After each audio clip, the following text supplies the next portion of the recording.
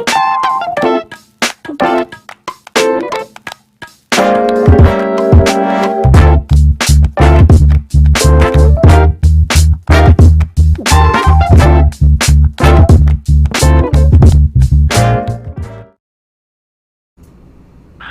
afternoon, and you know what day it is.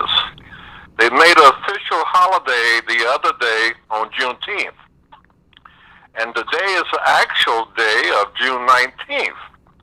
But getting into that, we did a lot of things before. Juneteenth goes back a long way. We're talking about June 19, 1865. But the Emancipation Proclamation signed by President Abraham Lincoln 2 years prior to. Now, other things that occurred, this day is, we got so many things going on today. KCK, Madison, Wisconsin, Kansas City, Missouri, but also Bass Reeves.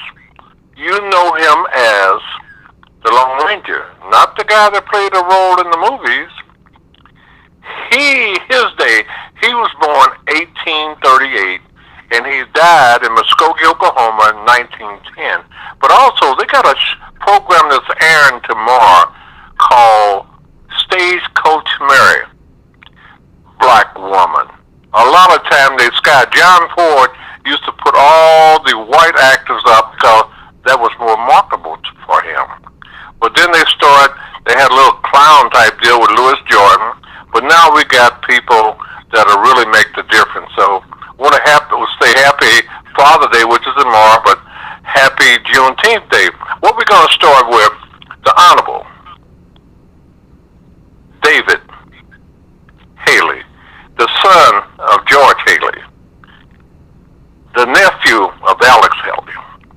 And we got our Honorable Judge Martina Peterson, and we got that other young man that's been all over, Mr. Tillman Stewart. So let's do with this.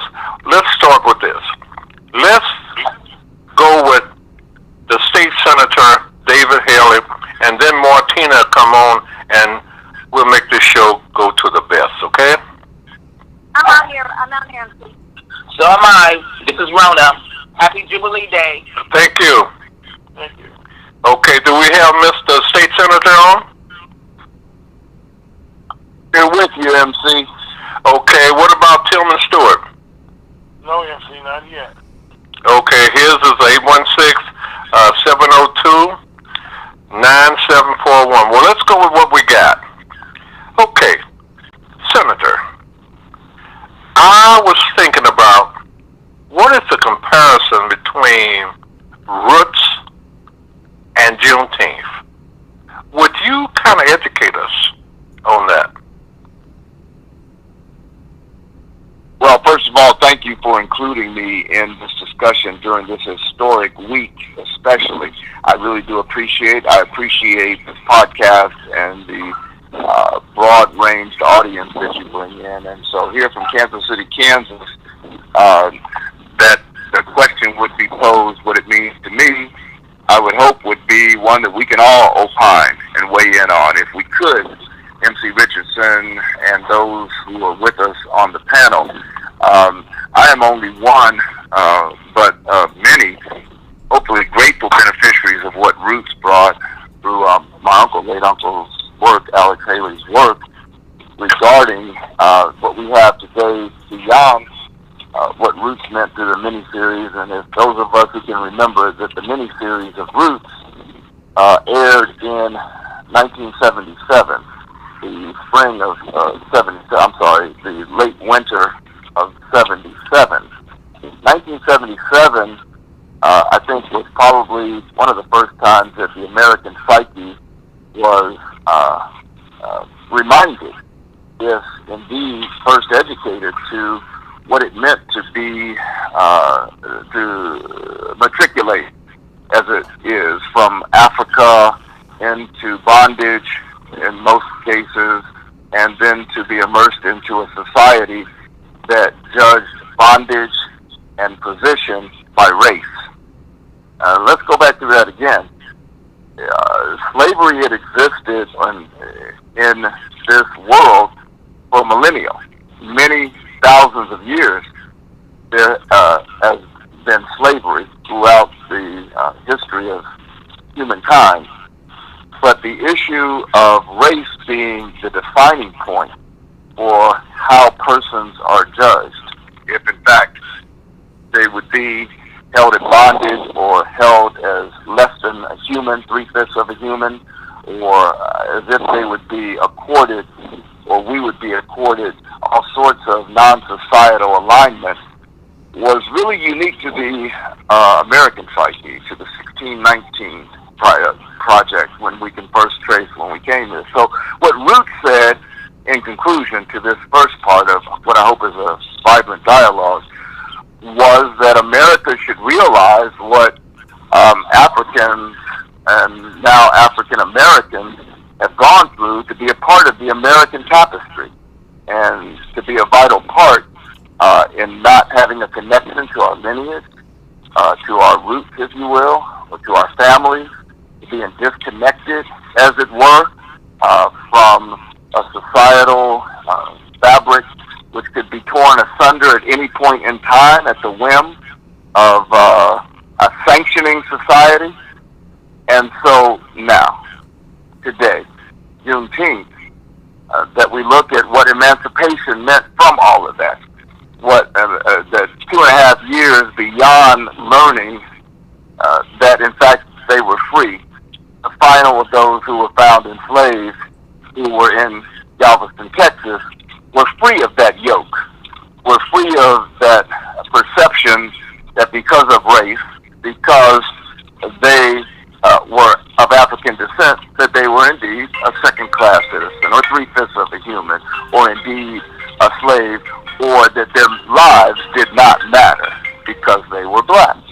Well, as you and I know, and everyone knows on this call and probably listening, that wasn't eradicated on June 19th of 1865 with Juneteenth. We still have gone through so much since then and are still going through so much today. But as between roots and the American exposure to what all of us had lived and inculcated and knew, that was put on blast, if you will, in 1977, and being now here today, where we have a national holiday that once again extols the virtues of how we got through or how we got by, and we know we're free and what that freedom can and should mean. It's for anyone to say, but that is at least my brief perspective on it, and thank you for asking me to share it. Also, share with us where you are today and what's going on in KCK.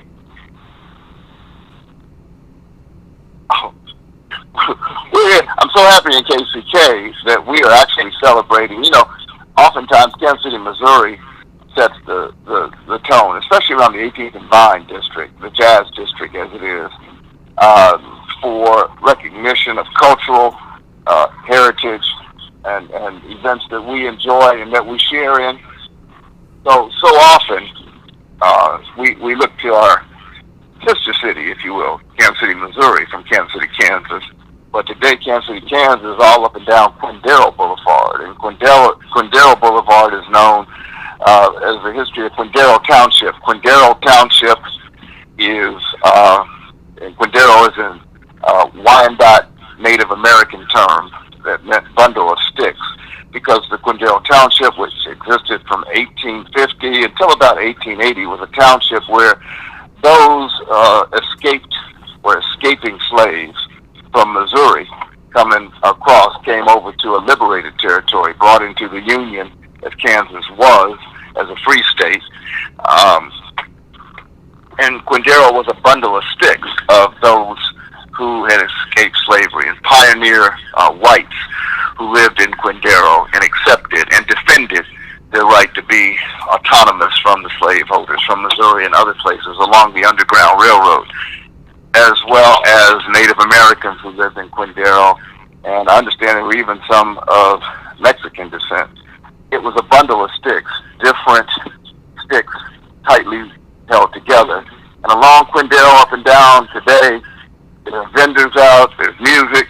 We sound like Kansas City, Missouri in terms of our celebration.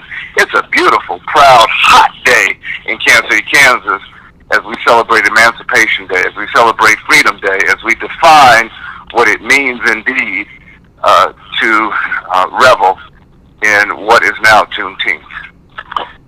Thank you very much for that. But Quindaro was named, that's an Indian name, Quindaro. And also, we have so much going on. We have our dynamic duo, Judge Martina and Rona Holland Hughes on the line. I don't know if Brother Tillman made it yet, but these are two dynamic persons who have been co-hosts.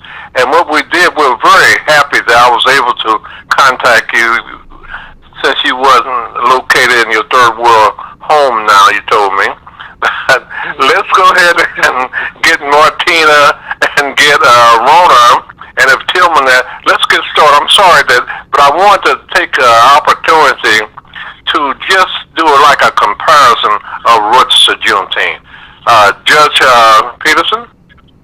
Yeah, I just wanted to give a little bit of history. I didn't know, I got on a little late. I was having trouble with the phone call. A little history about Juneteenth. It is a holiday celebrating the emancipation of slaves, and it did originate in Galveston, Texas in 1865 on June 19th.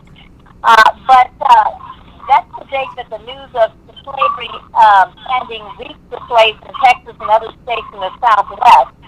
And that was by General Order Number 3 announced by Union Army General Gordon Granger. So that information came to them then. But the Emancipation Proclamation was passed in 1862 by President Lincoln, Abraham Lincoln. And at that point in time, it just applied to the states in the Confederacy. And Texas was one of the states that it applied to, but Texas just didn't decide to enforce it. And that's why they had to bring the Union soldiers into Galveston in 1865 to enforce the proclamation. Now, the proclamation did not apply to all states.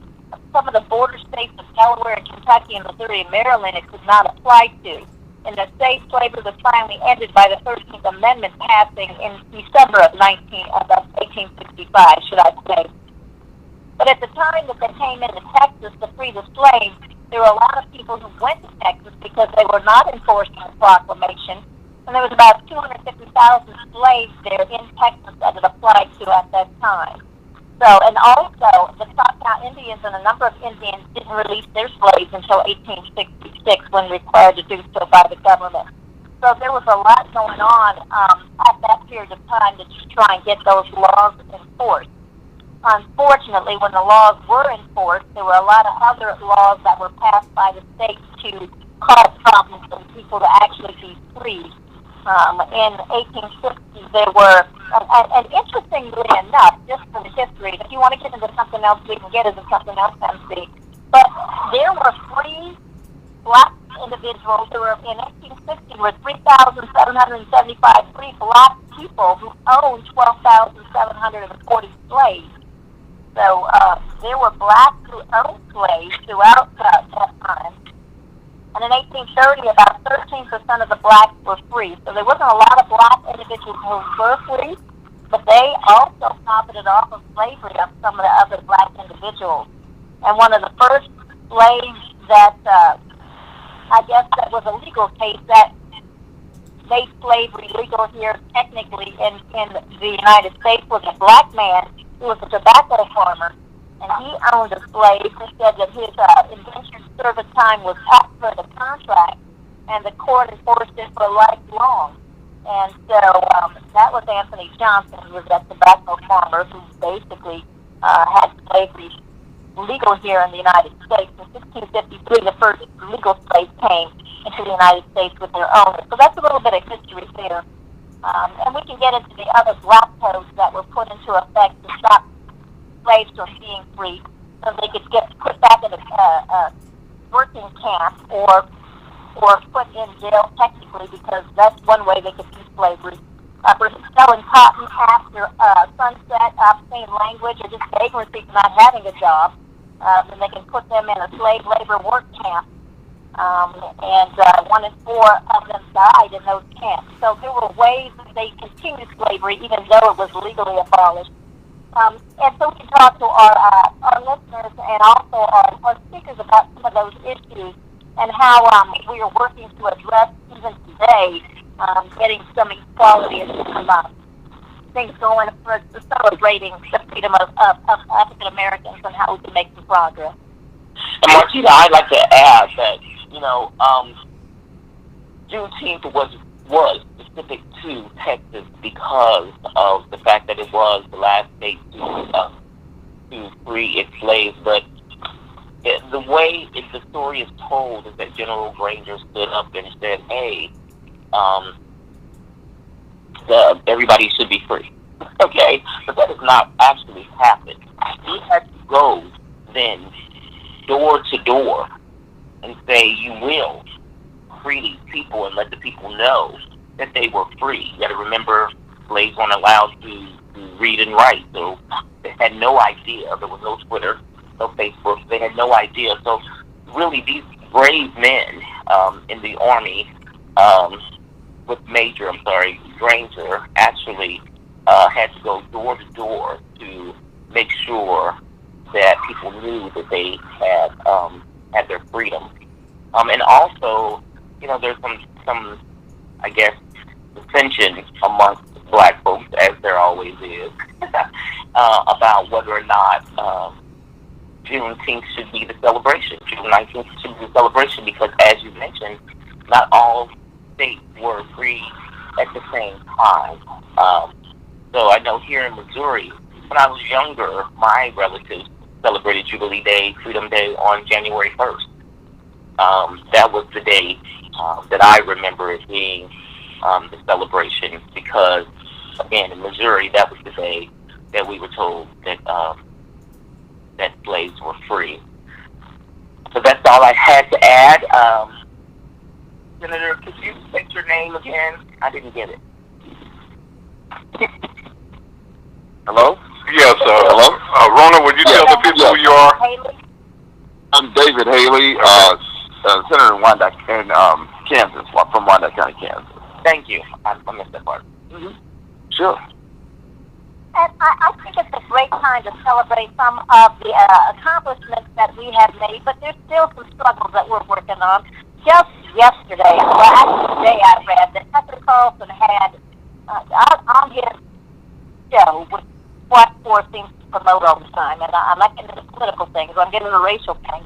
He had a gentleman on there who was discussing that the reason that black individuals aren't equal now at this point in time with whites as far as pay, as far as jobs, as far as education is not because of slavery, it's not because of racism, it's not because of redlining and all the things that came from slavery and the Jim Crow laws, but was because of our low IQ, that our IQ is lower than everybody else's, and therefore it justifies us not being equal with white people. And so I just think that even though we've made some significant strides in some areas, I still think that this is an ongoing fight that we need to work with to continue to educate individuals. That they don't even want education of history in the classroom so that there can be a discussion about what is the cause of inequality in this country right now. Do you have any comments on that? That's propaganda, I think. Okay, and it's a continued process of trying to tell the people who you are, sir. Oh, excuse me. My name is Stuart Tillman, and I'm listening to all of the eloquent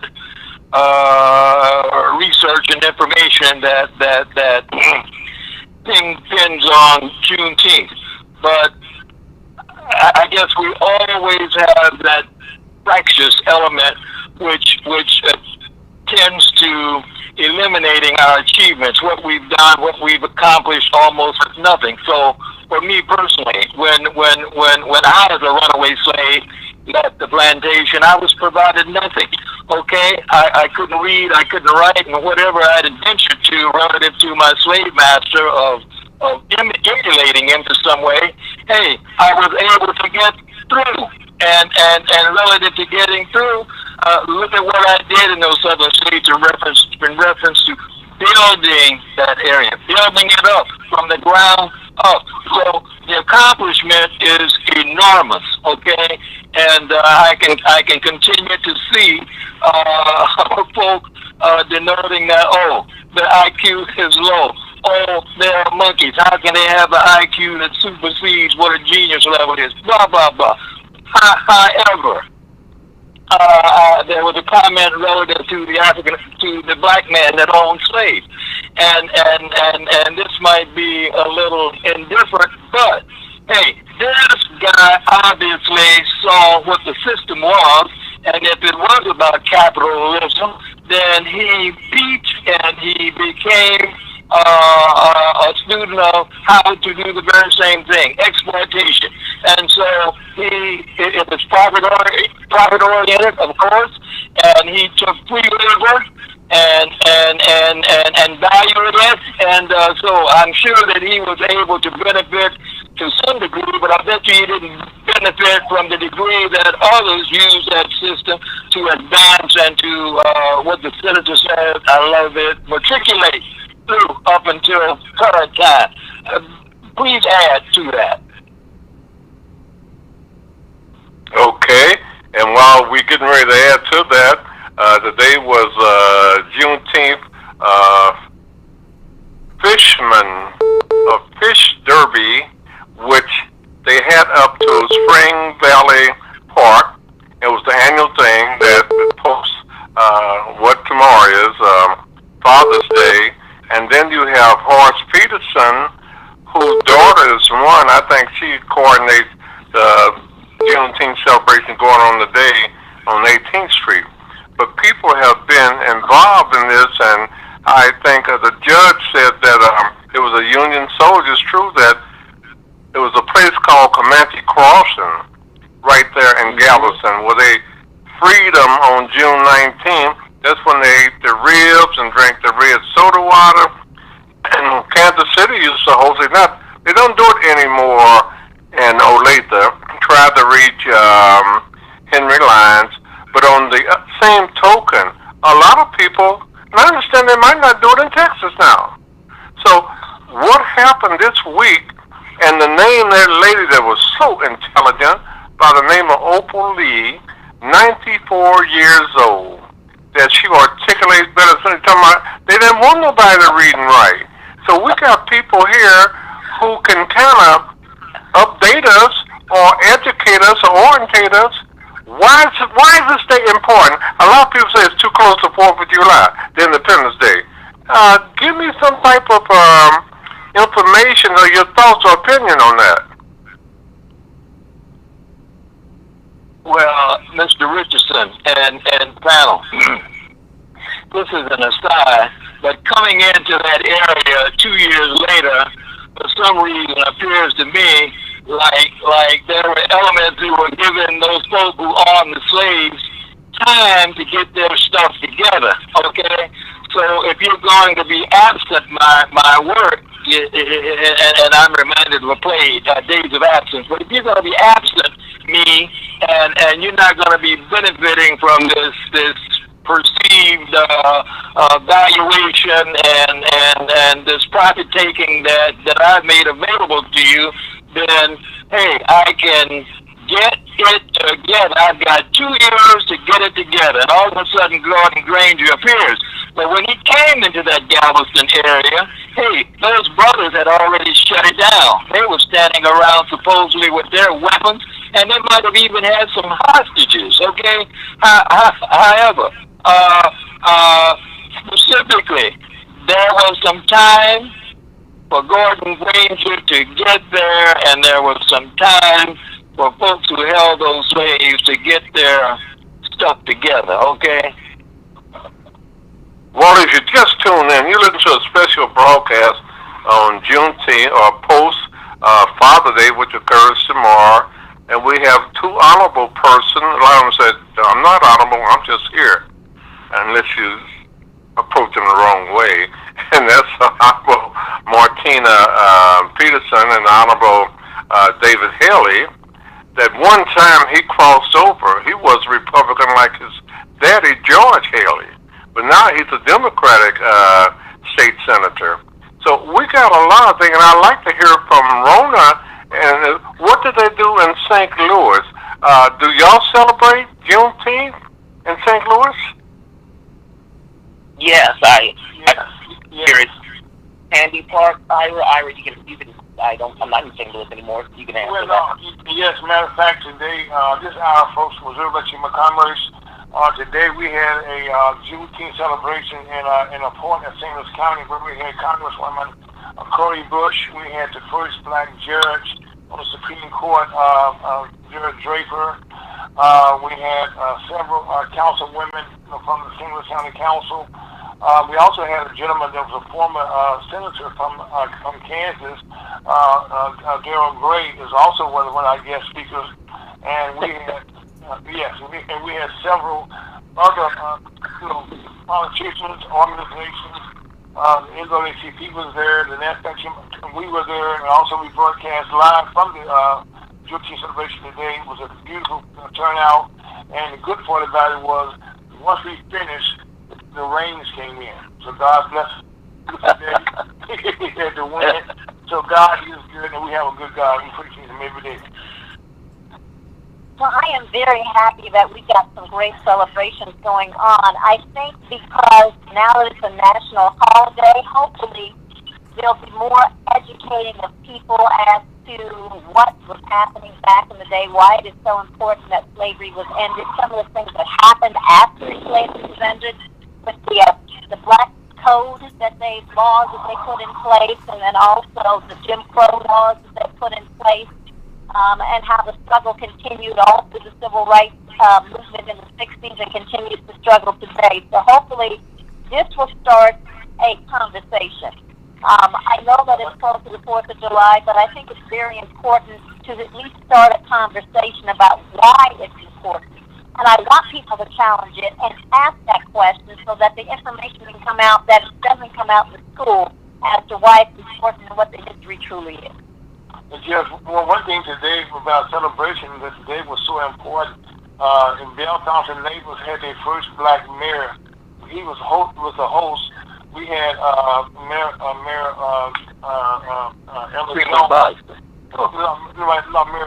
Ella Jones, who was the first black female, mayor of Ferguson, Missouri.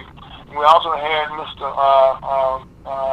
the first black prosecuting attorney from St. Louis County, and also Rita Days is the first black chairwoman for St. Louis County in the history of the county. So these are a lot of firsts for a lot of blacks, and a lot of first time, and also first black female mayor of also Virginia, Missouri, first black mayor from Virginia, and a whole lot of other police for the first time in their communities. That's why it was so significant to us this time around. Right. Excuse me, Mr. Richardson, may I share with the gentleman in St. Louis that their initial Juneteenth celebration emanated with the Black Archives in Kansas City, Missouri, and I'm thinking maybe Freeman Bosley was the mayor at that time, but they had not had a Juneteenth. And the archives here, again, getting to a little local history relative to Juneteenth, was instrumental in helping them bring that forward. I don't know if it was in Forest Park or at the library in the general area, but it was a very dynamic event, being a first-time affair. Yes, and Freeman Bosley Jr. was also the first black mayor of the city of St. Louis. And now we have our first black female, Tashana Jones, as the mayor of St. Louis. She recently was elected. Do you all see any programs or any collaborations with any non-black groups to promote Juneteenth in the future, or to get an information campaign out, or to work on any project to work on addressing concerns about racism, inequality, or civil rights? Well, the National Black Chamber of Commerce, as well as the Missouri Black Chamber of Commerce, we are collaborating right now with a lot of major corporations, and that's a major corporation who are in the process of now writing grants, writing checks. I call them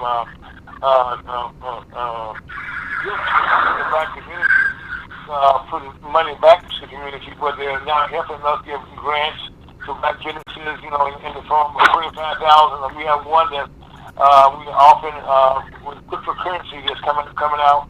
and this often $5,000 grant for courses that will train you in the business. And after 6 weeks, you qualify for the certificate to start making $8,000 at home, and more if you want to work for a corporation up to $200,000.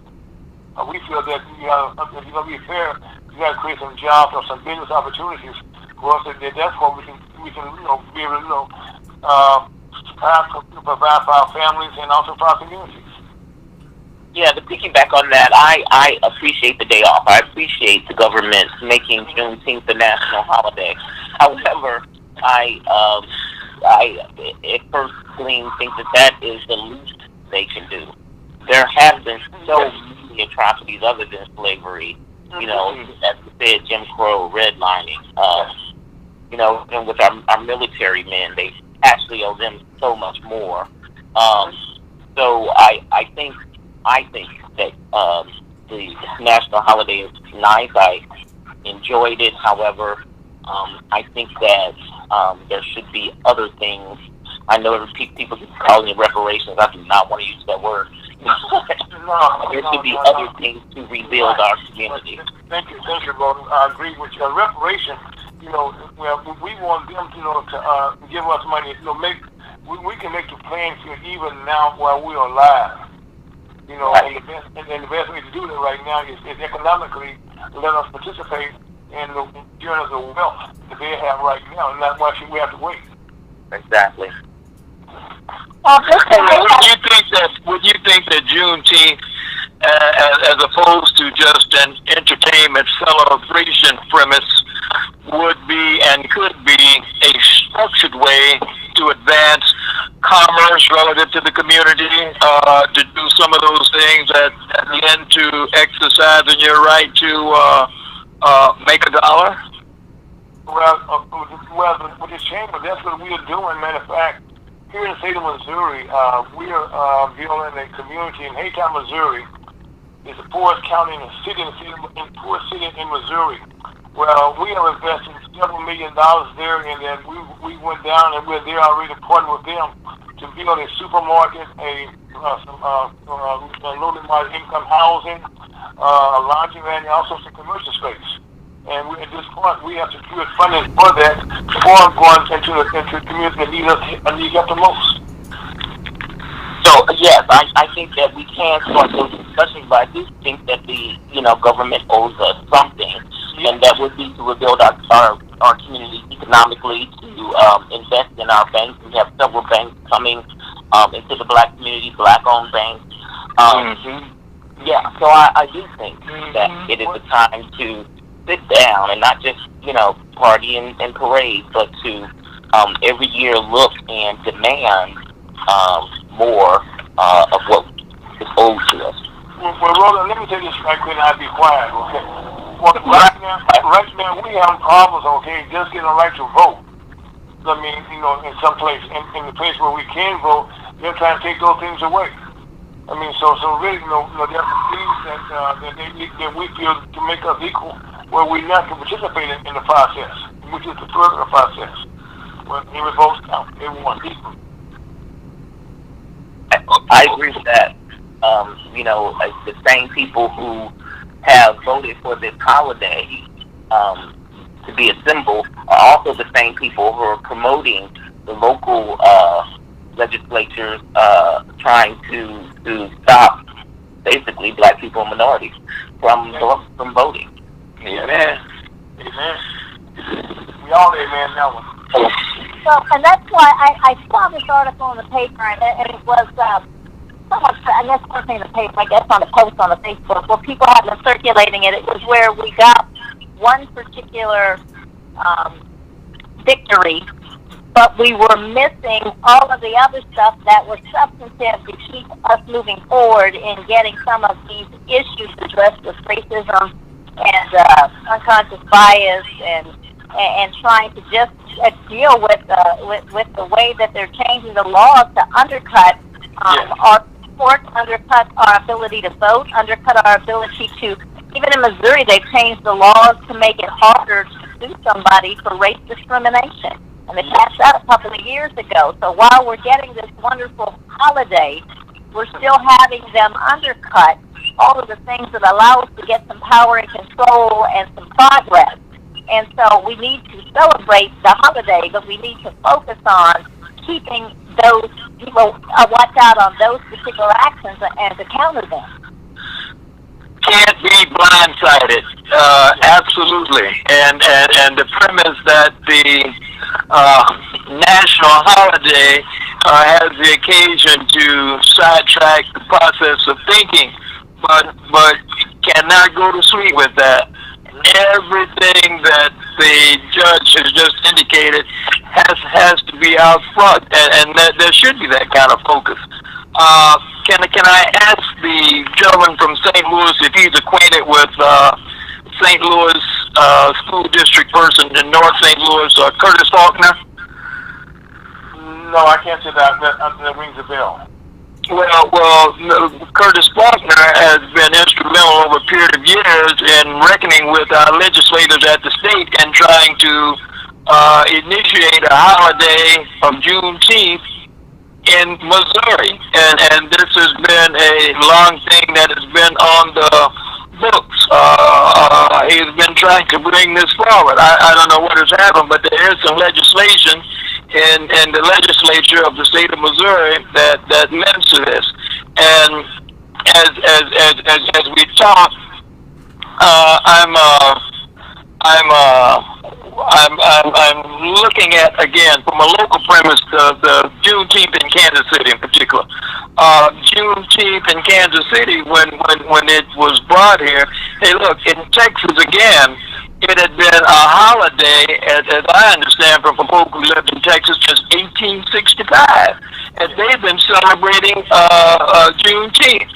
And I want to reckon with the gentleman here, Thabit Morara, who brought the idea from Texas to Kansas City and in the 70s, the mid-70s, relative to why not create this event here. And he brought it to Horace Peterson at the Black Archives, and Horace was not ready for it at that time, and he took it to Fuzzy Thompson over in New York area, Senator Haley, and where Fuzzy was doing it over the Bend Brook 10 Lake.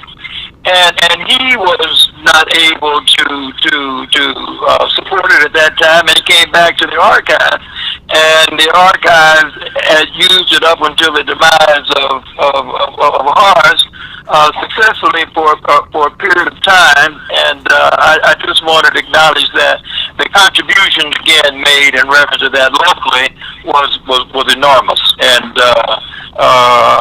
there were events that were held out. There was some questions, I think, asked relative to how did you reach out to other folks relative to the major issues, equality, we'll say, racism, etc. But Olathe, as you mentioned prior, and a lot of the surrounding communities in Kansas City were reached out to. And because of the archives doing this thing on such a very high level, I think, at one point in time, there were other cities beyond here, Arizona, some western states, that would call in and want to know what and how they could do to create instances of this kind of collaboration, celebration, commemoration, rather. All right? For the benefit of our listeners who probably just tuned in, we appreciate very much our distinguished guests will kind of identify themselves, and let's proceed. You know how fast time goes, and we got, I guess, about another quarter of an hour. You listen to Guess Who's Coming to Kansas City. My name is MC Richardson, and we have a distinguished panel here. We got from the judgeship, we got for the public defenders. We have also a state representative from the state of Kansas, and we have our community activist, Mr. Tillman Stewart. So for the benefit of people who just tuned in, they said, well, who said that? Who said this? Kind of identify yourself, if you would.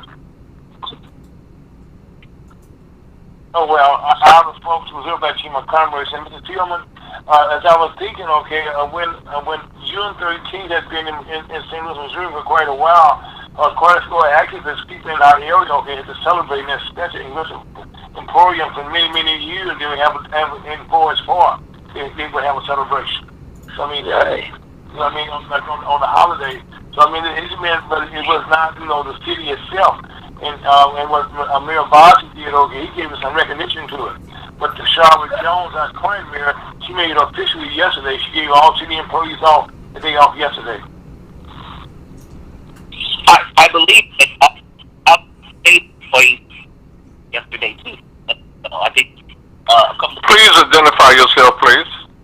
Hey, this is I'm attorney with the Federal Public Defender's Office, and I see that state days every the holiday off made it a holiday. It is a holiday. Okay, next. Hey, I'm honored to be in the company of the Honorable Judge Peterson, the Honorable Senator Haley, the Honorable Federal person, Ms. Rolla, and hey, my name is Stuart, and it's a pleasure to be in the company of these distinguished persons. I'm Martina Peterson. I'm a municipal court judge in Kansas City, and work regularly with MC to support the show. I think we do some amazing topics, and I'm very excited about promoting the Juneteenth celebration, but particularly the meaning of the Juneteenth celebration. And I think it's ironic in this day and age when we have so many fights politically about just trying to make some advances with African Americans and civil rights, but we have the corporations that seem to be taking steps regularly to try and promote. And I see some more of I'm not going to say a conflict or a contradiction, but a different position and trajectory based on what seems to be out there in the media versus what companies are doing and what people are doing in general to try and promote more unity in the country. And does anybody want to comment on that? Am I seeing this wrong? Am I just noticing things off? Or does it seem to be a disconnect with what is happening with the businesses versus what's happening with the public entities? Let me pick it back off that. Judge, you're the president. What's the correct title you're the president of? In fact, they look for people with the necessary qualification to fill a position. What's the name of that new position you got that you're the president of? The Kansas City Youth Court. I'm the board of directors of the Kansas City Youth Court. Is that the one you're talking about? Yes, ma'am. And you're looking for somebody to. What type of people do you look for employment? Well, we just hired our legal director, and actually, he's a longtime attorney here in Kansas City. The Kansas City Youth Court is a program that does promote trying to get youth into law and to deal with diversion programs so that youth won't have criminal records on their record when they go up. So it is a diversion program. We deal a lot with inner city youth, and so it's a great program. But yeah, we have done that. We haven't had a chance to really get this Juneteenth out there to them since the pandemic. We haven't been able to get into the law school to keep the program running. We'll start up again about August, September. But I think a lot of the programs, the community programs, the nonprofits, can take this time to promote and educate everybody that they're working with about the significance of this holiday and some of the struggles that are still going on out there in our community. And Martina, I would hope that that the corporations would be good partners. But I think that sometimes they rush to do things without talking to others in the community. Because I know that some Walmarts had some Juneteenth stuff out there, and that's fine and dandy. Walmart's always going to want to make a nickel, but I would hope that they would have gotten vendors or suppliers who were minorities. I would doubt that Walmart would think ahead like that, but I would hope that the corporations, they're going to benefit from it, so I would hope that they would be good community partners. Rhoda, that's one thing that the Missouri Chamber of Commerce and the National Chamber of Commerce, look at, that we're working with the corporations. And that's why I said right now we've been successfully working with a lot of corporations, including like most of your bankers, the Wall Street Journal, people like that, who are reaching out to us now, trying to identify black businesses they can work with, and that most companies right now are hiring people, and they're creating this diversity part of their businesses now, for them to look at how they can be better corporate citizens in the black community now.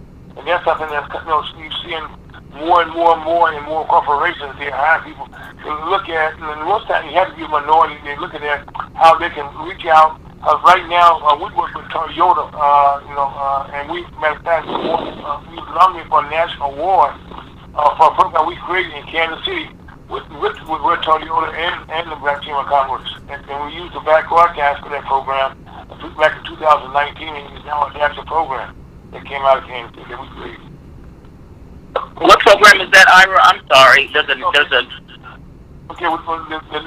Missouri Chamber of Commerce, along with Toyota, the dealership with their corporate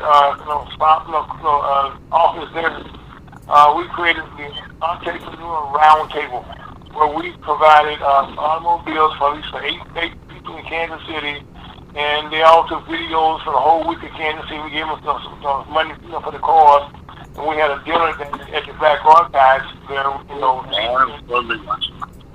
with the Black Archives, and was well attended, and we had a good time with videos. And that program, we took it to Atlanta, we took it to Philadelphia, Dallas, and also Indianapolis, and we became a national program for Toyota that we created in Kansas City. Oh, okay. Well, that's wonderful. Yeah. Mama, I have a question for you. Back, when we first had Juneteenth began with the proclamation that the Emancipation Proclamation and the ending of slavery, and then they had the implementation of the Black Code, because slavery was basically an economic tool that was utilized by the white individuals to have the slaves. And to continue with that, when people were arrested, blacks were arrested for minor things like cursing or saying bad words in public or selling cotton after dark or vagrancy, so they didn't have any jobs. They were put in these work camps.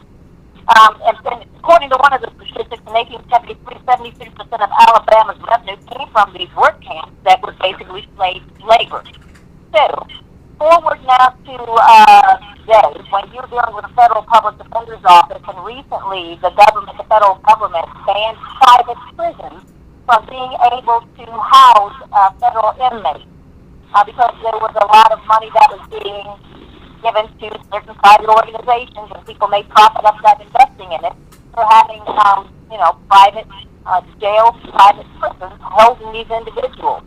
So what economically is the government seeming to make a difference in trying to work out the economic advantage of having individuals in prison and capitalizing on people going to prison, which a large portion is African American?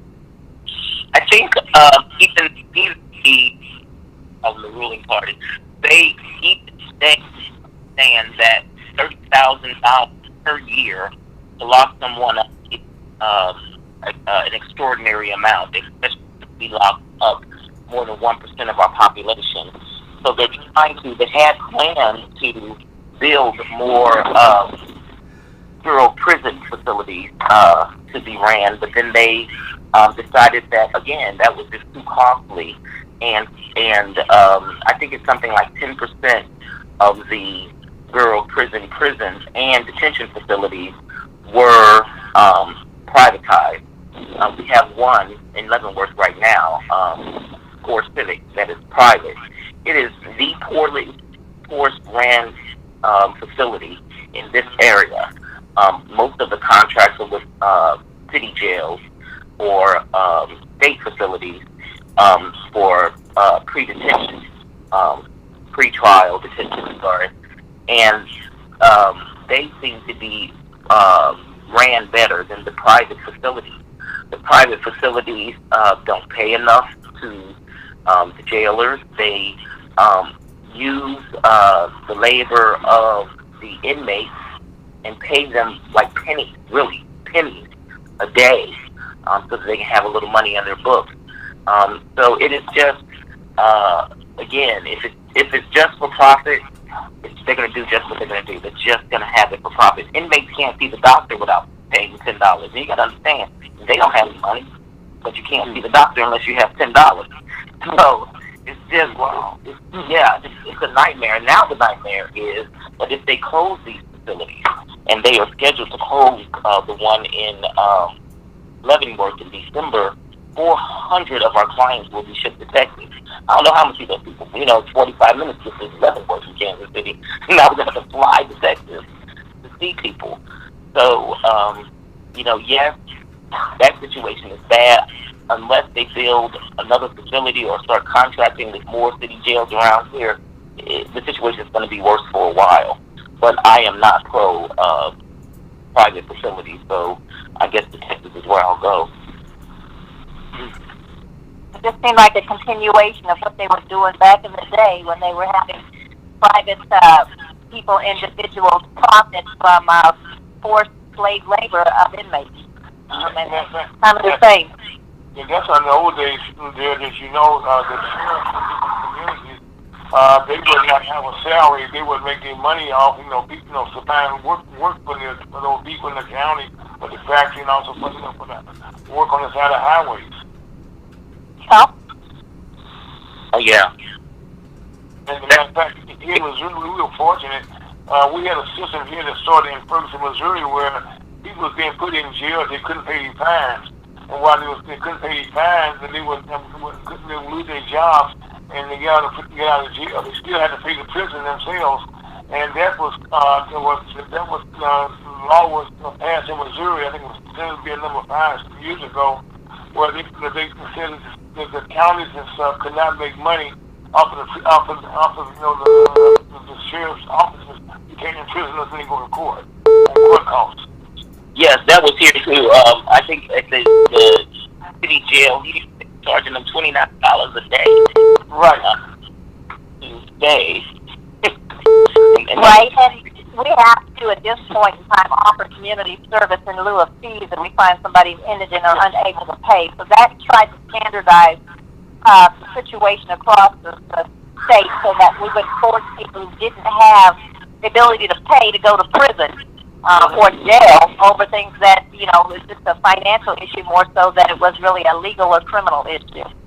Well, ladies and gentlemen, unfortunately, that time has come that time goes by so quickly. We had a dynamic show again, and I'll only tell the folks if they want to retrieve this show, what should they do? Okay, our program you listen to is on Ferguson USA HotTalkRadio.com. It's an internet radio station heard around the world. You can go to that site, go to our home page, and you can scroll down to our podcast library, and you will see MC Richardson. Guess who's coming to Kansas City, and you can listen to this show or any of our shows, and they all be downloaded for free also, by the way. Okay, quickly, just tell our audience, enjoyed all you guys and ladies, how can you be reached, or who should they contact if they do want to reach you? This is Rona Holloman Hughes. You can reach me at rnn_Hughes@yahoo.com, or you can call the Federal Public Defender's Office in the Western District of Missouri. This is Martina. You can reach me through MC. This is David Haley. I can be reached at SENHALEY@AOL.com. That's Sen Haley @AOL.com. Senator, I'm so happy you stayed with us, because first you told me you had to run, but thank you, Mr. David, Senator Haley, for staying through this entirely short broadcast. And then we have Our, and then we have that guy not seldom seen, Mr. Thank you, MC. What about seldom seen Stewart? StuChill@gmail.com. Otherwise, Mr. Richardson would be an excellent source for touching bases with me. Thanks, everybody. Let's go out, and don't forget us. Ladies, tomorrow's Father's Day. I'm not talking about sugar daddy. Day, gentlemen. Happy Father's Day. Thank Sorry, I you. missed that. Thank you for Hey, being thank on you the very show. much. Thank you so Received much. very well. Okay. Thank you, ladies. Thank you, ladies. Life is Thank good. you. And Mr. Happy Father's Day, too. Okay, Mr. Owen, Yes, sir. thank you for this tremendous broadcast. And reach all over and